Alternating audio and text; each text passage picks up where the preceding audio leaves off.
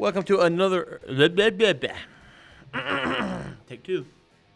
Take two. See, pressing record is step one, but like not speaking gibberish, in theory, is step two, I guess. Especially in the intro. Speaking of which, at this point, should we have just like a canned intro of like it just plays the intro?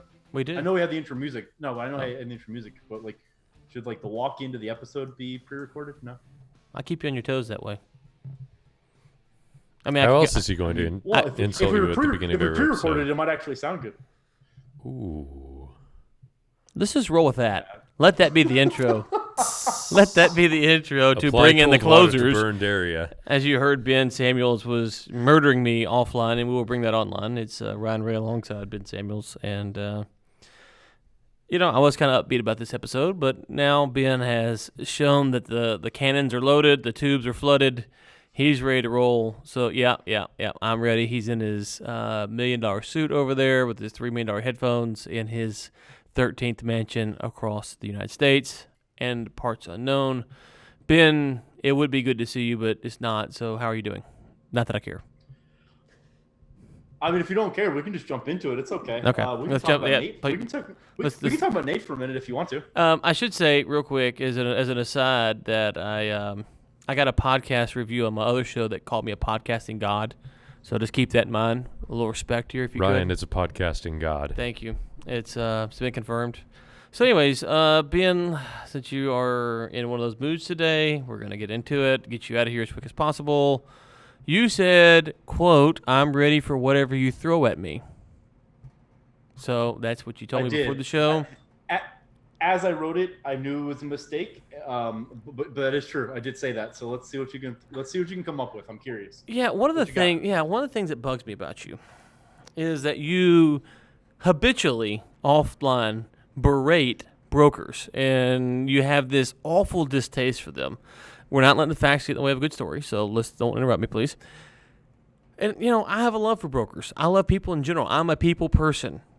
Again, facts, story. So, Ben, walk us through how much of that is not true, A, and then B, what's the deal with brokers? Oh, that's open-ended, and I mean, you're right. I probably have some fiery takes on the subject. I think let's step back for a second and define some terms so that we can just kind of have a conversation about it. So when I'm talking about broker, or when we're talking about broker in this sense, what we're talking about is anybody that is in the middle of contacts that have deal flow and asset owners and potential buyers or investors. Anybody that's in the middle of that Venn diagram that's trying to put those two parties together in one way or another.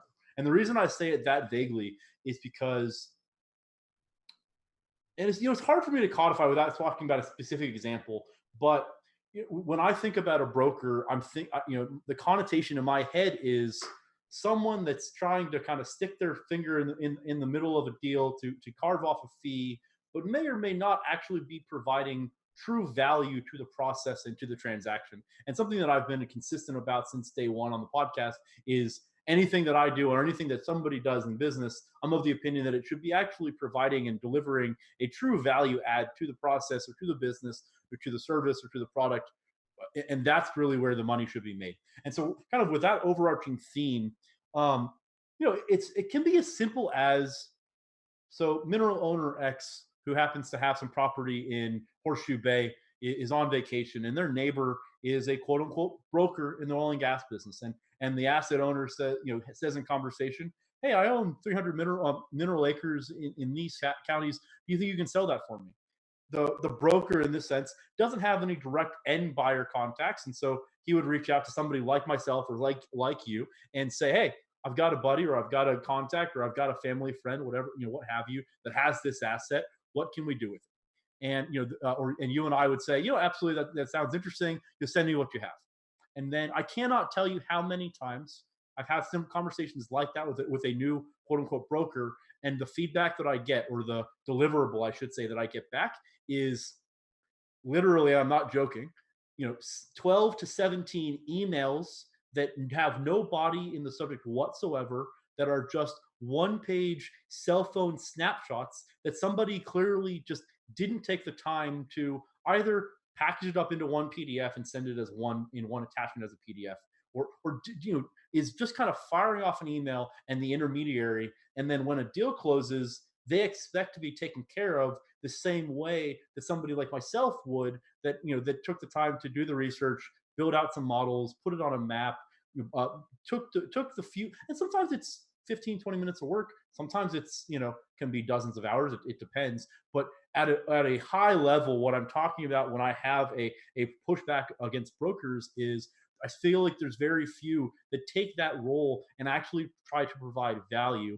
And then in addition to that, a lot of times, the broker in the middle can be the defect in a deal because they have an ego, or they have a certain way they want to do business. So that, and I was actually just in a deal just last month where to a degree this happened, where I was the buyer on an asset.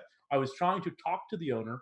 We had networked through actually a mutually known broker or contact in the middle, and there were multiple times after contracts were signed, fees were agreed upon, everything was in place, that I asked to talk to the seller, and was told I couldn't because the broker wanted to be in control of the chain of communication. And there were a few different times where the deal actually was almost genuinely lost after I had put down considerable earnest money. The deal was almost lost because the broker wasn't actually saying to the seller what I was saying, and vice versa. I wasn't actually getting verbatim. I was kind of getting the broker's take on the situation, and that could have actually killed a multi-million-dollar deal. That so zooming forward on that specific one, we actually closed it on Friday, so I was pretty happy about that one. But it took a lot longer than it needed to. We paid attorneys way more than they earned. It dragged on. It made the seller actually. I now have a little bit more color on the back end. It made the seller pretty uncomfortable because a lot of the things that the broker was saying, he was saying them as if I was saying them, but I wasn't. But the broker was kind of playing games in the middle, trying to put it together because he thought he knew better. And I know this is a long-winded example, but I'm kind of picking at a couple of different things in the process that So when somebody asks me, what do you do? At a very, very, very granular, very basic level, by definition, you can probably describe a lot of what I do as being a broker. I have a lot of buy side and sell side contacts, and my business is to put those two people together. But in that process, there's a lot of different ways to do that. And the generic kind of broker model, especially in the oil and gas business, and that's the unfortunate thing, because I think for years, people in this business that didn't have any operational experience, weren't classically trained as landmen, but just like knew some people, were getting paid, healthy six figures or seven figure acquisition fees just for putting a deal together. And those days in a lot of respects are gone. I mean, the days of being able to so another example, and I know this is long-winded, but and then I want to circle back to some of the things that I've said, but just to paint another example, I was in a deal recently where a contact called me out of the blue. I hadn't networked with him before. We knew some mutual people. We're not connected on LinkedIn, he and I, but we were talking about an asset of some water rights in New Mexico. And we were talking about some of the mechanics. This guy was not in the water space, but he had found a way to get in front of this asset owner. Really valuable water rights. It was a sizable position.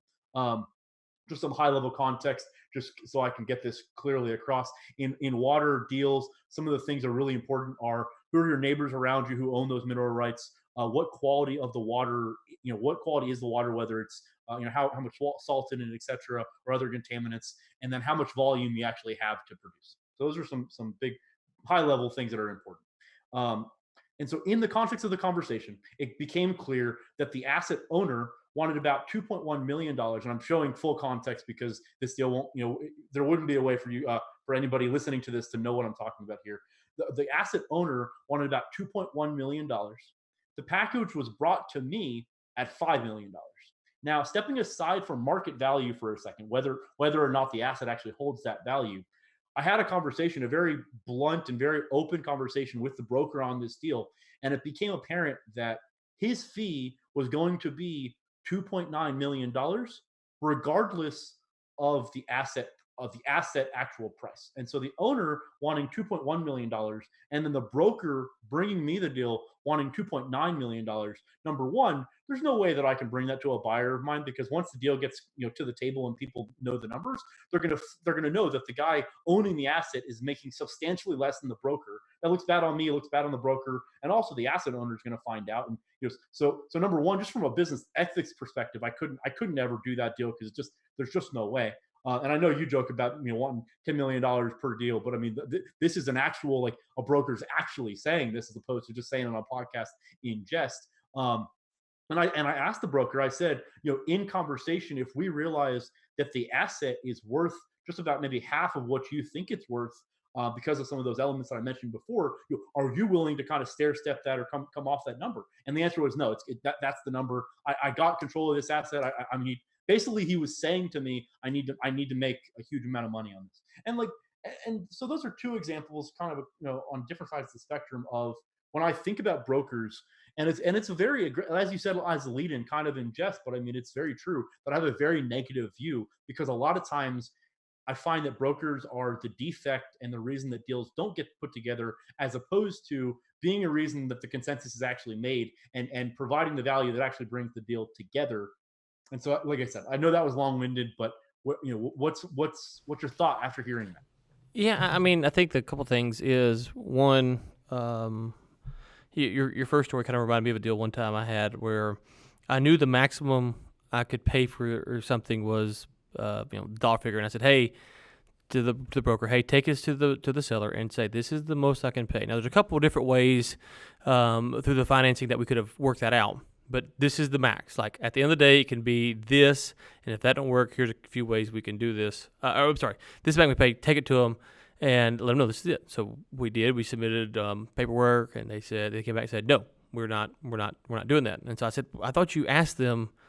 I told you, like, I don't waste my time. If they're not selling for this, then why waste the time of anyone? And he's like, oh well, I guess that wasn't clear or whatever. And so I fired him.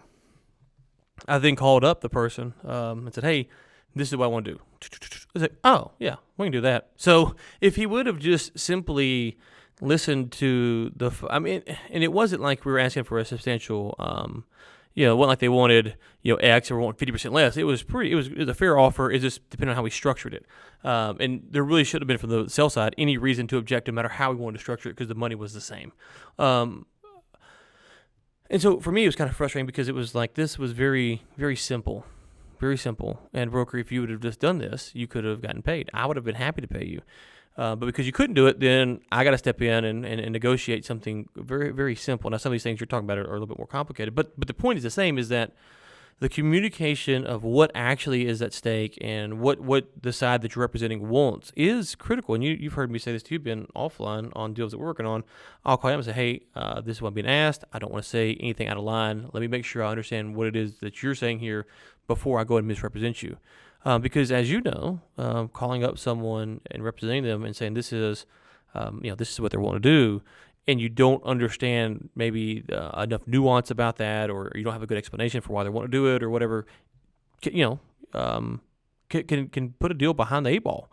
And so it feels like a lot of brokers aren't necessarily concerned. And I think one of the things you told me a while back, we were talking, and you said, if you want to be someone who just points, Ben and Nate in the room, give a contract, and then you guys work it out, there's nothing wrong with that. Just state that up front, but then your cut of the deal needs to be appropriate to that. So if you just want to make an introduction, Nate, Ben, here you go. You guys figure it out. I made the introduction. I want a small fee based upon that.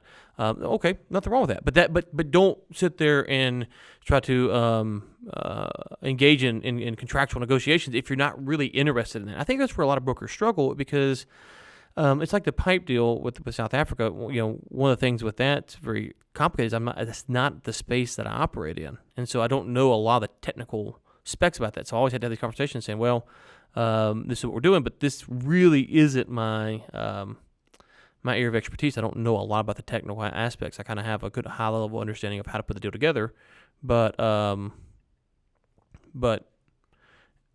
that perspective, it's very hard for me to work things out. Does that kind of make sense?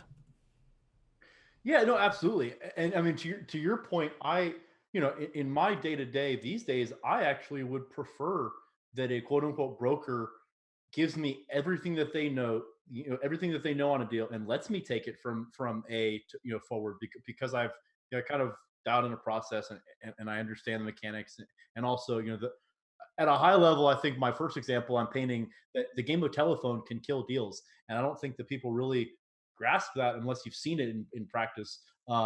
Because and there have been times where you and I have been in a meeting or debriefed after one, and you heard like the person on the other side of the table said something, and you and I heard the same words but took it completely differently. And so I'm not necessarily saying that brokers are like out there to kill deals on purpose or anything like that. It's just about, if I hear something and then I tell somebody else on the other side of the deal that thing, unless I say it literally verbatim, word for word, I'm telling the person something that I have interpreted, but I may have interpreted it completely wrong, and that may kill a deal. As opposed to if I have the ability to let my ego go and just step back, get the proper paperwork in place so that I know I'm going to be taken care of if it's successful, and I can bring, if I bring a landowner to, let's say that I were to bring a landowner to R squared, okay, and they own 50,000 acres, and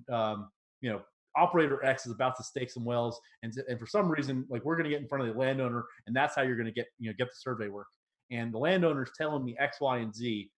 I don't know the vernacular. I don't know anything. Right. So if I'm turning around and telling you, I may be telling you most of the same things, but there might be some things that I just didn't frame correctly, and that's not necessarily my fault.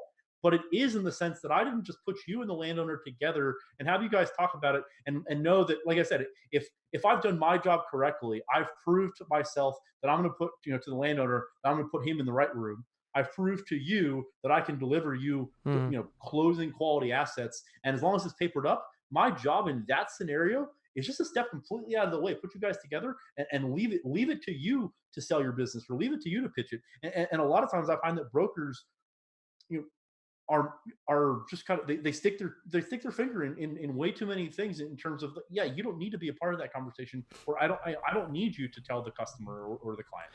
Yeah. So it's interesting because I was thinking about something I'm working on right now, and it's a smaller investment deal, and one of the things that the people asked me, they said is, I said I need access to a certain type of information, and they said, well, we're not going to give that to you until certain things are met and obligations. I said, listen, to be honest with you, that's fine. I actually can't interpret that type of data. It's above my capacity to read it. I don't actually need it, but someone else will. I just need to know that I can get access to it. And then when someone called me up, it's like, hey, I need to get access to data. Like, have you seen it? I'm like, no, I haven't seen it. And if I do see it, it's not going to do you any good. You need to have your own person read this because I can't interpret this type of information.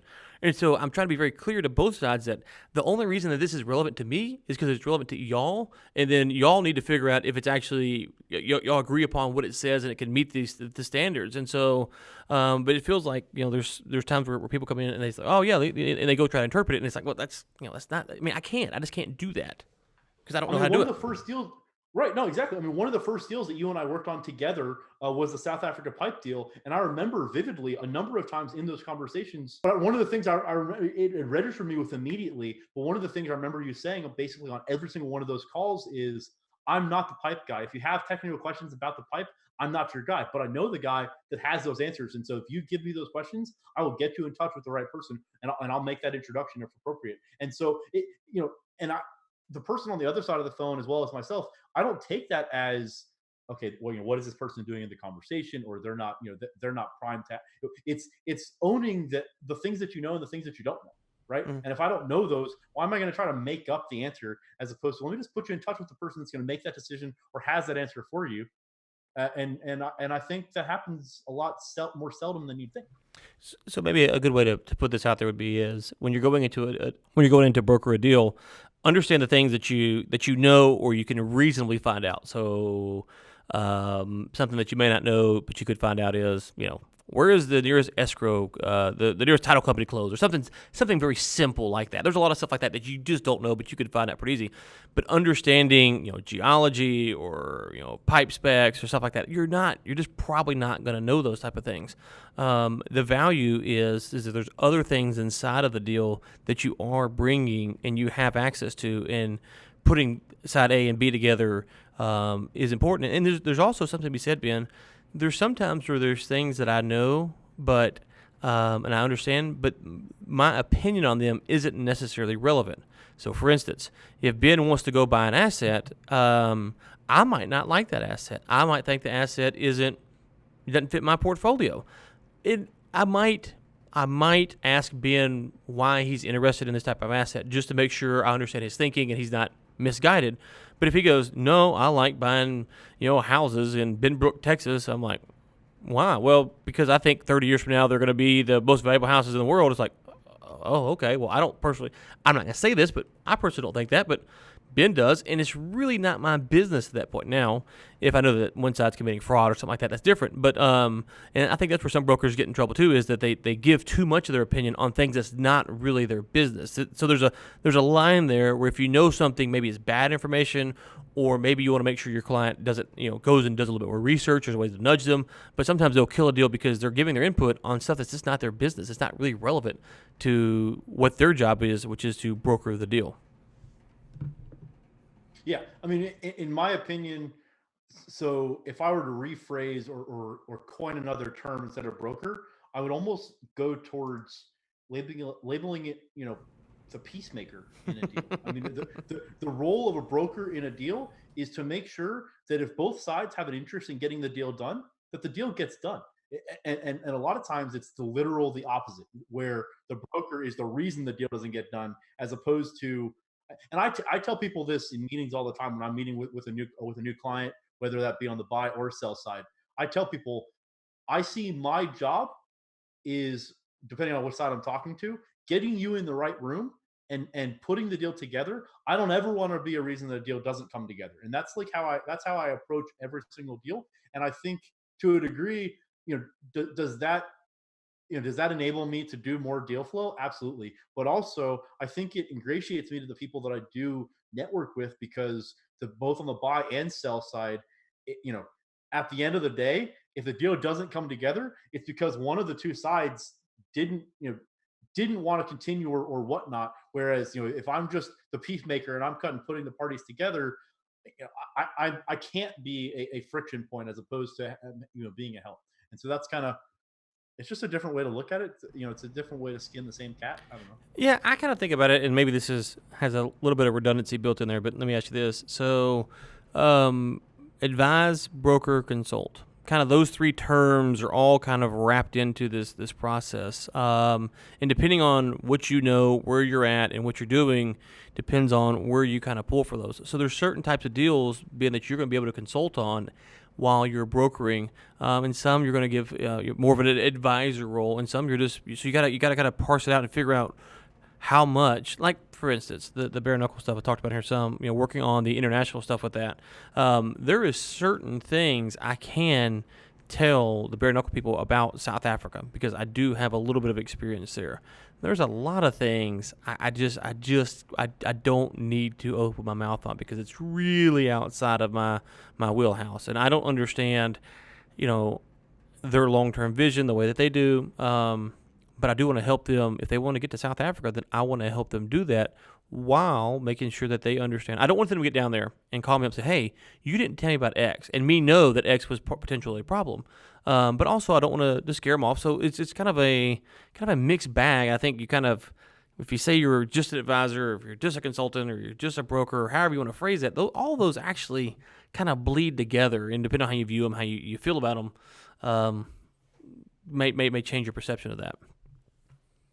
Yeah, absolutely. The only caveat that I would give to that is, if you have a client that that's a contracted client of yours, of your own, I would argue that you at that point have a fiduciary duty and absolutely a stronger duty to them. But if you are truly in the middle and you're trying to put a deal together, or in your role, if you are the representative for a firm and you're trying to enter a new market, and you have context on that side, absolutely, I totally agree with you. Yeah, there's a Venn diagram, and we're trying to be right in the middle. Right, and it seems like I think what we're kind of saying, maybe a multitude of different ways, is that too many people don't understand where their strengths are at in a particular deal, and they don't emphasize that because of fear of this, that, or the other.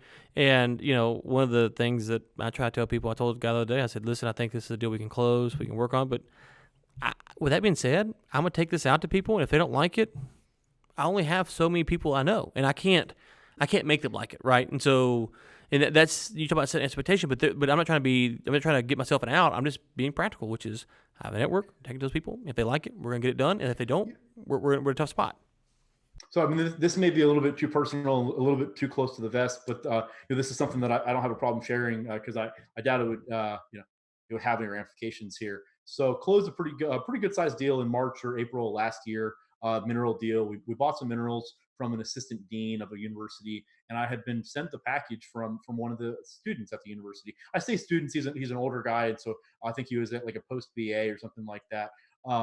But and this is a peek behind the curtain. But on this deal, we made a sizable amount of money. Okay, it was a big package. Everybody went home happy. I knew the student, the guy that brought me the deal. I knew him just kind of sort of through somebody else. Okay, and the three of us were in this deal together.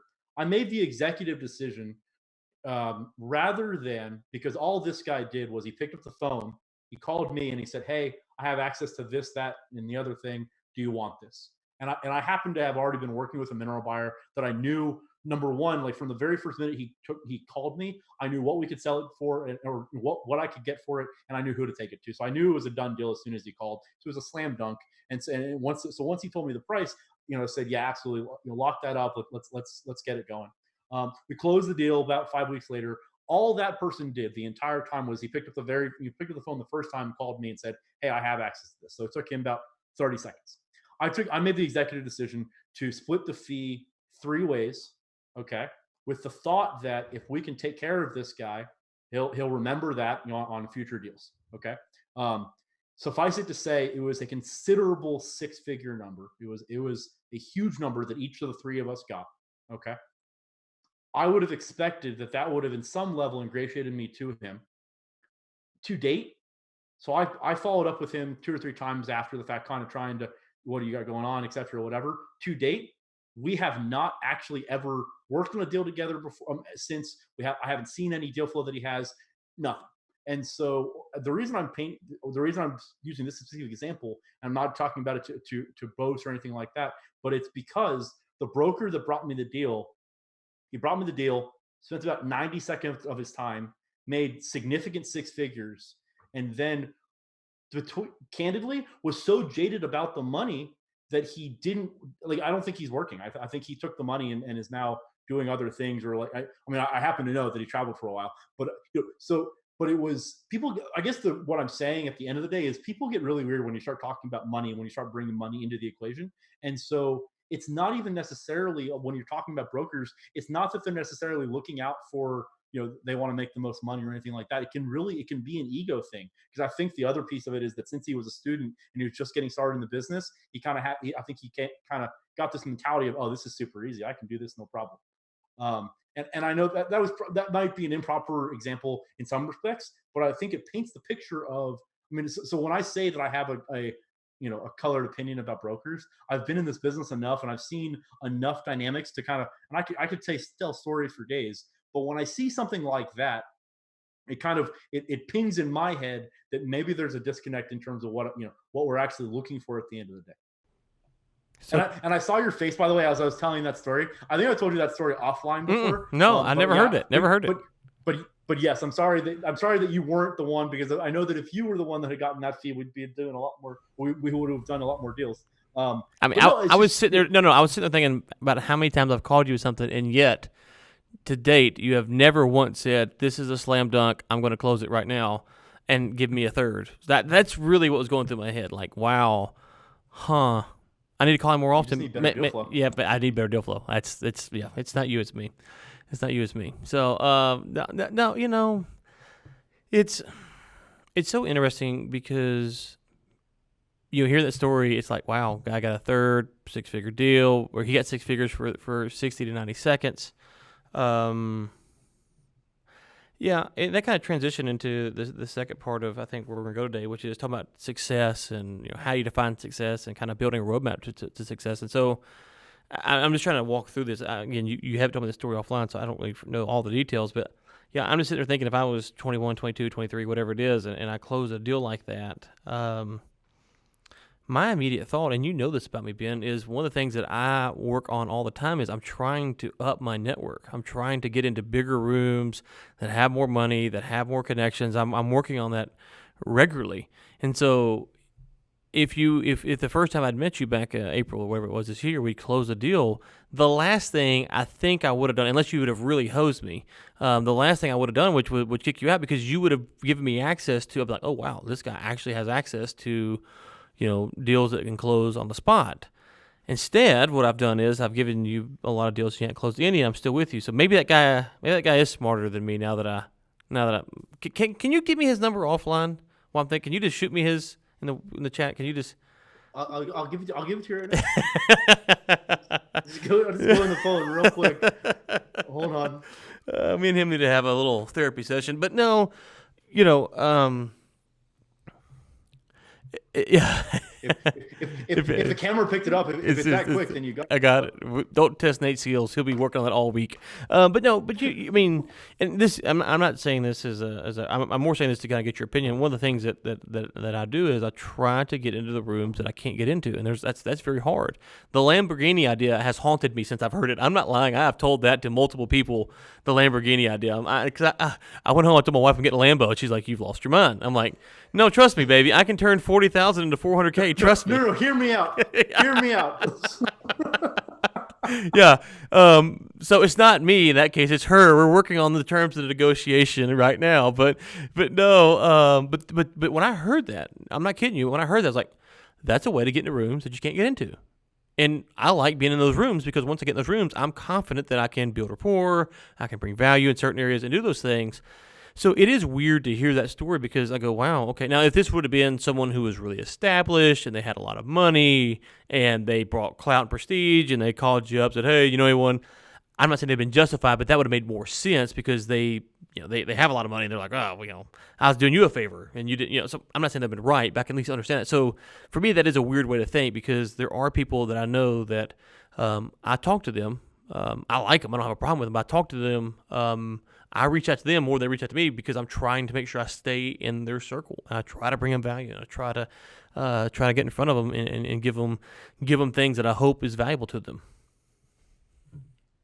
Yeah, no, I mean, and it's one of those stories that I almost hesitated telling it on air only because like the story that I just told is pretty hard to believe.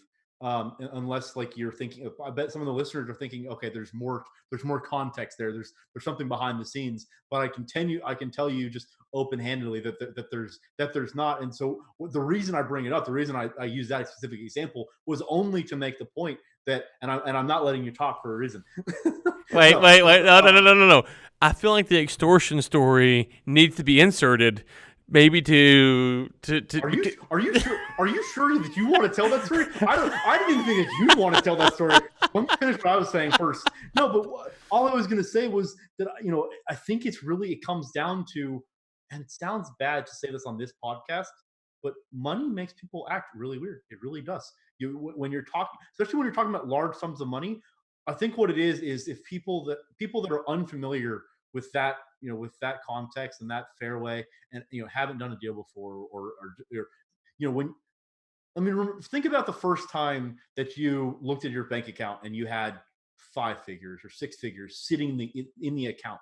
It's one of those things that's like, okay, it's it can make you act a little bit differently or feel a little bit differently, and money has an interesting way of doing that. And so I think it was just really a bad combination of circumstances where he was kind of just graduating and thought he could go out on his own. Like I said, he traveled for about 8 months. So, like, everybody does things differently. I'm not going to hammer the guy because he traveled, but it's more about just the overall. You spend 90 seconds on a phone call with somebody and you make significant 6 figures on that. To your point, I would think that would be a contact that you would want to network more with as opposed to just ghost. Even if you're mad at you, which I can fully understand that, even if you're mad at you, at least you'd want to keep the contact for maybe potential deal flow down the future and renegotiate the percentages then. So do we want to talk about the extortion thing? I really didn't think you were going to bring it up, but I'm happy. Well, I mean, I'm curious. I told you offline, I had a pretty rough week this past week, just on some personal stuff on a personal level. That was like a highlight of my week. So if you want to talk about it, I am more than welcome. We can go into it. I mean, do it. You know, did you tell Nate about it offline? No, he hasn't. No. He's holding out on me. And Nate's not even using his pop filter. That's how dedicated he is to this. Look at him, producer Nate over there. I'm going to leave the pop filter off. He's rolling the story. dice. So I think the extortion story needs to be told mainly because this might be, you said there's things that could be missing, and this might be one of them. Something like this that happened. So this is story time with Uncle Ryan. Before we get into this, listeners, can we just remember that Ryan lives by the mantra, don't let the facts get in the way of a good story. That's going to be really important as you listen to this little monologue he's going to go on. But with that being said, Ryan, take the floor. Go ahead. What you got? Ben and I met at a baseball game, as we talked about many months ago now.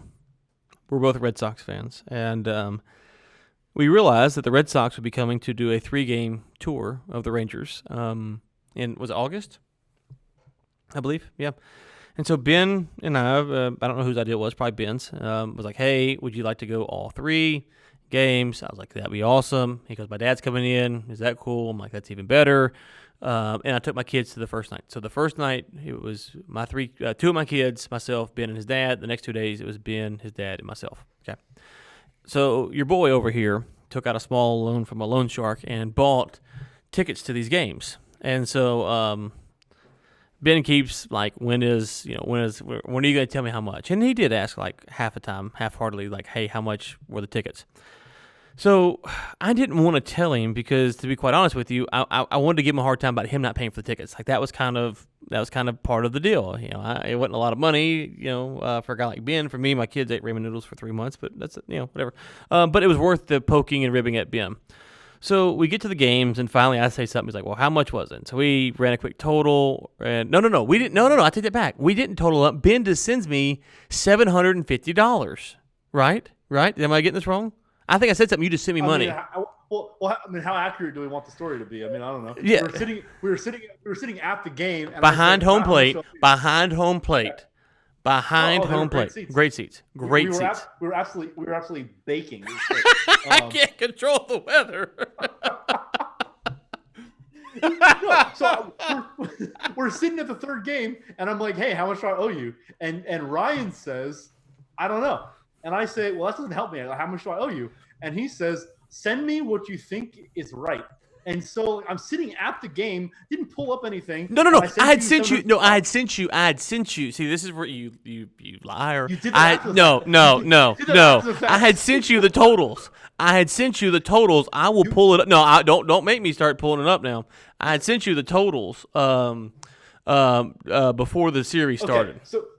Okay, so somewhere in between, he sent me the before the games or after. I think it was after. But I just went on. Before you paid me, you had the totals. And okay, so I sent you $750, and I said, here's $750. If this is wrong, let me know, and I'll pay the difference. Okay, you can keep going. Okay, just correction. It wasn't August. It was September. That's why it was still hot. I sent you these on 9/23. 9/23. I sent you all of the things. That's at least the first time I sent it, maybe the second time, but at least one time I sent you 9/23. So you can go look up the day of the games. 9/23 is what's to do the totals. Okay. The games were 24, 25, 26. Okay, so before the games, like I said. So you sit down and you get out your calculator and you come up with $750. Then you make me create Venmo, which I don't have, so I had to go through Venmo at the game and create Venmo. Finally, I get my money.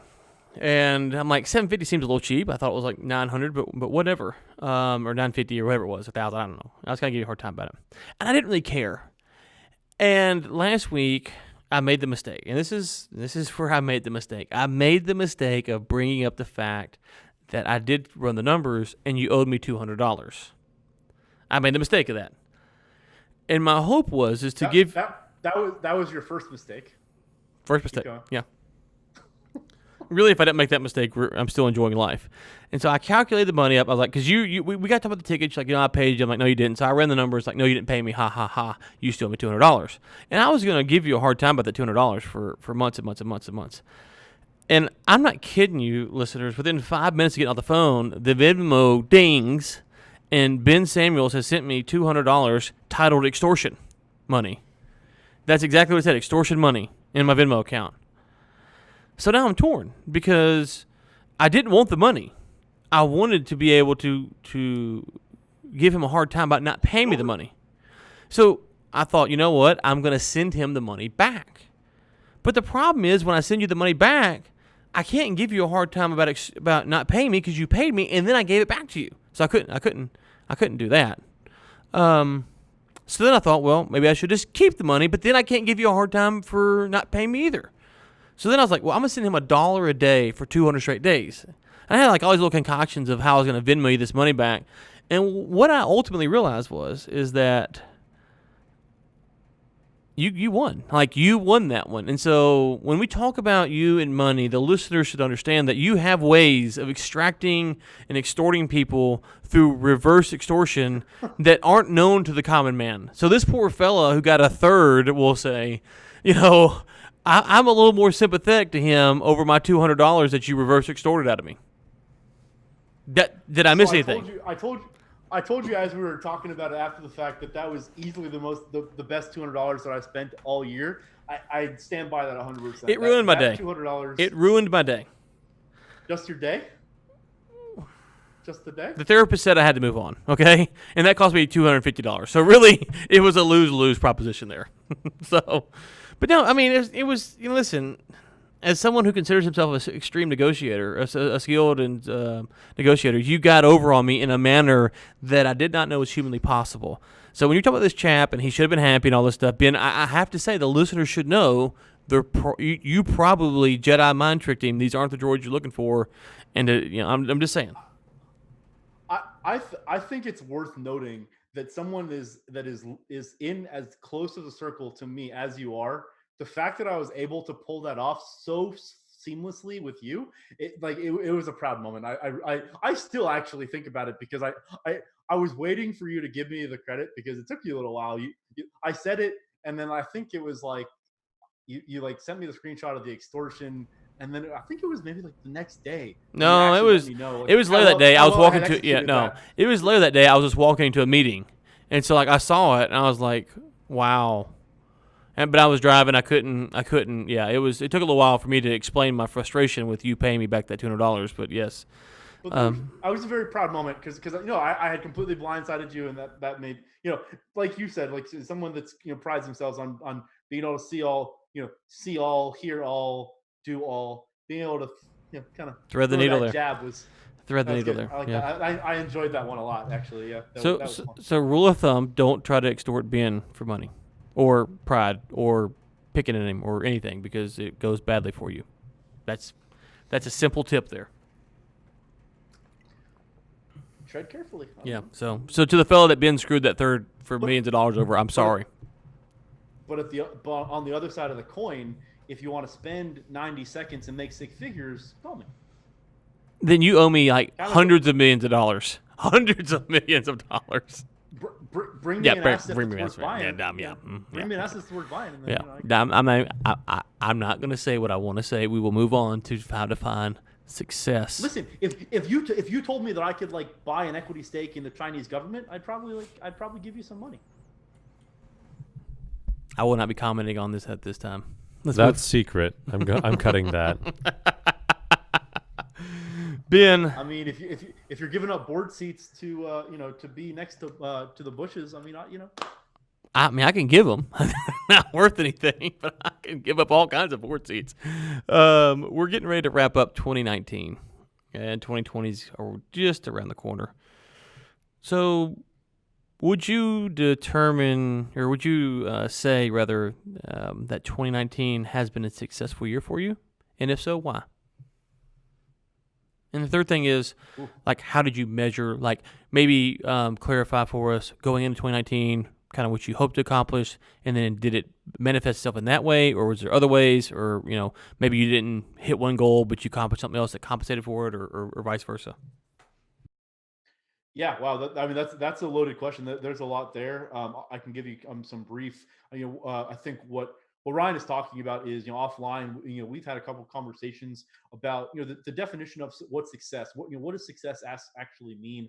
In our business, a lot of times I think that people default to that being, what's the number in the bank account, or how many deals have I done, those kind of things. And I think to a degree you can get yourself in trouble when you're defining success in those terms and in those ways, because I think you kind of lose sight of the true goal. And not to say that if money is the primary concern and driver, that's a negative thing. But when I'm in business, the thing that I tell people, and this is kind of a long-winded and maybe not a direct answer to your question, but something that I tell people consistently is that I feel really, really very fortunate that I've been able to find something in business that, not only do I think that I execute well and that I do well, but I genuinely enjoy. And so I genuinely enjoy every day of the week that I work. I mean, obviously there's heartaches and things that don't go right, and terrible weeks and deals that don't go, don't close, etc. I mean, it's not all puppies and rainbows, as they say.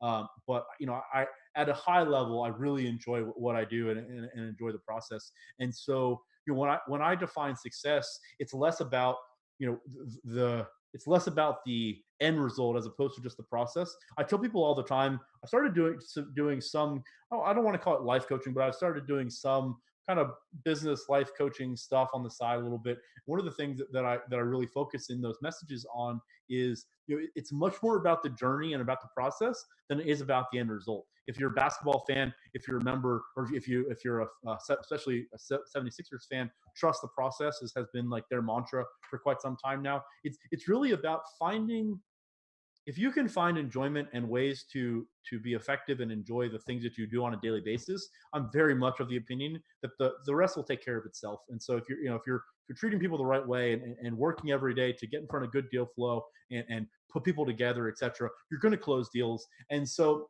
without talking numbers, had a really successful 2019, got into a couple of new markets that was really, really interesting. I had been in almost exclusively, in terms of brokering deals in the energy space, I had been in almost exclusively mineral deals. Really, that was my focus in the last year or so. And the listeners have heard me talk about this quite a bit on the podcast in recent weeks. I started to really pivot into water and surface, and really loving that process, and kind of learning a new market, seeing what that's looking like. Still doing a stable of mineral deals, and starting to do some kind of business development consulting that's a little bit different. So I've started doing that over the last year as well. That's been a main thrust of my focus. And so, I mean, I had a wildly successful 2019, really by all metrics. But the thing that I'll remember the most, and the thing that means the most to me going into 2020, is my friendship. Is that I've really dialed in. Actually, just stop. Just stop. Just. I mean, I don't want you to get too far off track before you mention that. So, the thing that means most is. But I was getting there next. Oh, okay. I mean, but this should be first. So it should be first, not second. It's first in the list.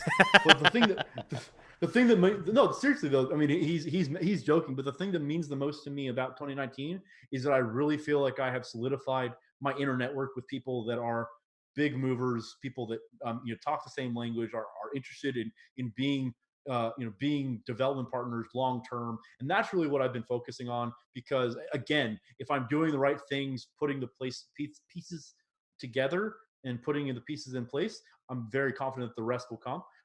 And so I'm really looking forward to 2020. 2020 is going to be a lot of fun. I actually, now that we closed the deal on Friday, I wanted to take a couple of seconds, because this is one of the few platforms that I have kind of outward bound marketing or outward bound reach.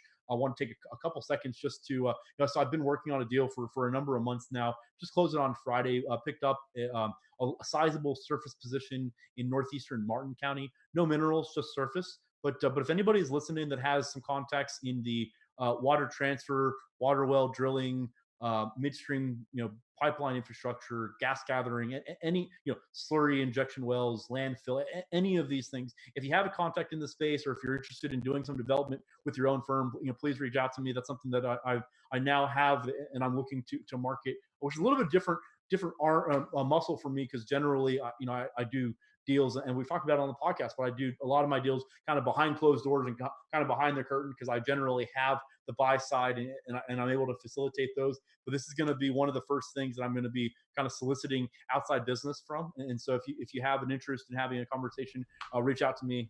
You know how to get in touch with me. But that's my 30-second elevator speech on trying to get some business directly from the podcast. Or if you need someone to broker that for you, reach out to me. I'll be sure to take care of you. I mean, I wouldn't. Actually, I listen, should cut the let me say- extortion story out because I won't get no clients now. Cut the extortion story out because if they hear the extortion story now, then I have no shot of getting anyone to call But me up. it's funny. let me say it this way. If you are able to somehow miraculously get Ryan Ray on the phone to get your attention, and you want to send the deal flow through him to me, more than welcome to pay Ryan. So call him, but you'll probably get pushed off the Nate. Yeah, he never picks up. Wow! Wow, man, it's a shame. See, you didn't see that turning on you. It's a did you? shame. It's a shame the clock's running out on this podcast. Yeah, it is a shame. This time it's 3:25. Yeah, we're up against the clock here. I meant is it a shame? Not is it running out? Oh no, it's not really a shame. Don't let the facts. No. We need to get some shirts made up. This hashtag. Don't let the facts. We really do. Yeah, that needs to happen. Yeah. Actually, you know what? We should make those shirts and put the running bulls in the back. We gotta talk about that. I got an update on that. I need to send you offline, by the way. I forgot to email you. I forgot. See, you're behind now. I already booked my ticket. I'm ready to go. Yeah, that will be a tantalizing topic coming up soon. I feel like so for the listeners, I feel like I'm one of the few people that gets to call Ryan on his bluffs, because I'm not really sure that Ryan was committed to go into this thing, and I don't think we talked about it on the podcast. I'm not really sure that you were fully bought in, because you told me that you had a number of people that you had asked and nobody wanted to do it with you. And so I think when you asked me, you expected me to be like, no, I'm not into that. But when I called you, I was like, yes, I'm doing it, because now you're the one we're waiting on. Do you look like you had something to say? Would you like to share with the class?